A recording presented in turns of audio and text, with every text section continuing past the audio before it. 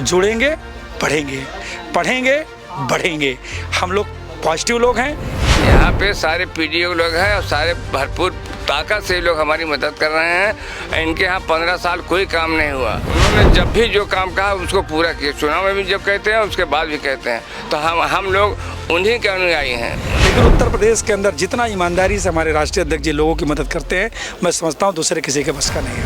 उनको भगा रहे हैं, उनकी बात नहीं सुनना चाहते। जब हमारे राष्ट्रीय अध्यक्ष ने कहा है कि अभी बसों कि उनकी मांग जायज़ है, उसकी मांग मांगना चाहिए।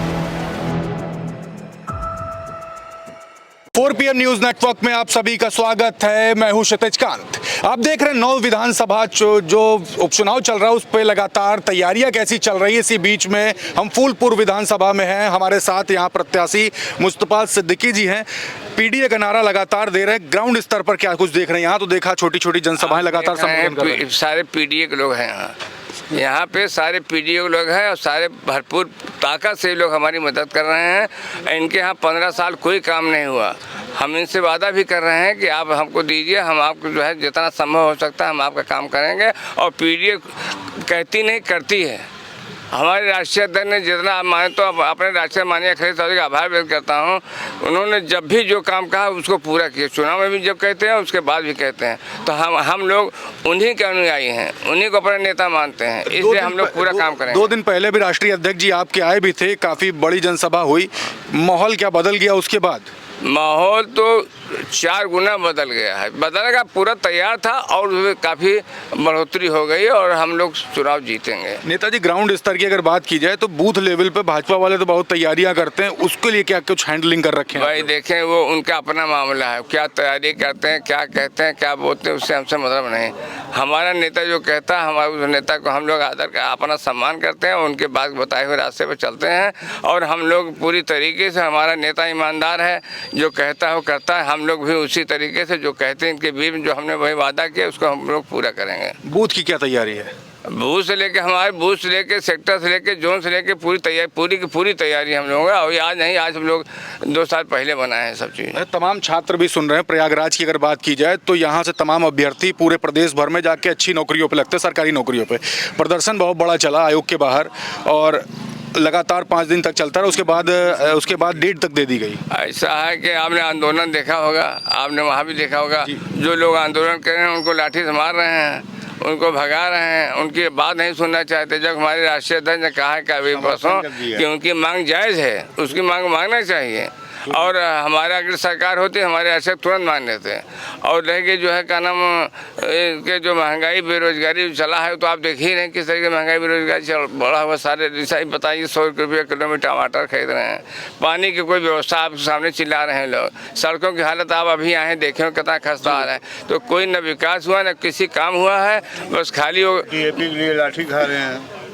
ये हमारे विधायक जी हैं। एक सवाल आपसे भी ले लूंगा।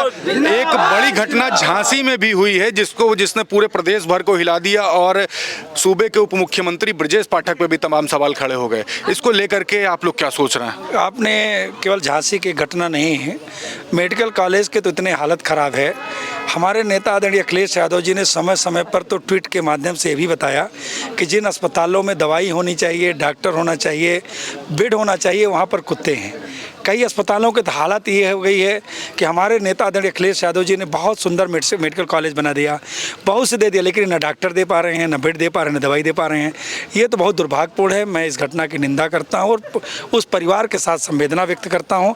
सबसे पहले आपने देखा होगा कि हमारे राष्ट्रीय अध्यक्ष जी इन सब कामों में रहते हैं। आप देखे होंगे कि राष्ट्रीय अध्यक्ष हमारी सरकार नहीं है, लेकिन उत्तर प्रदेश के अंदर जितना ईमानदारी से हमारे राष्ट्रीय अध्यक्ष जी लोगों की मदद करते हैं, मैं समझता हूँ दूसरे किसी के बस का नहीं है। एक आखिरी सवाल ले लूंगा। ये जो चुनाव है इसको सेमीफाइनल की तरह देखा जा रहा है, जो आने वाला 2027 का चुनाव है।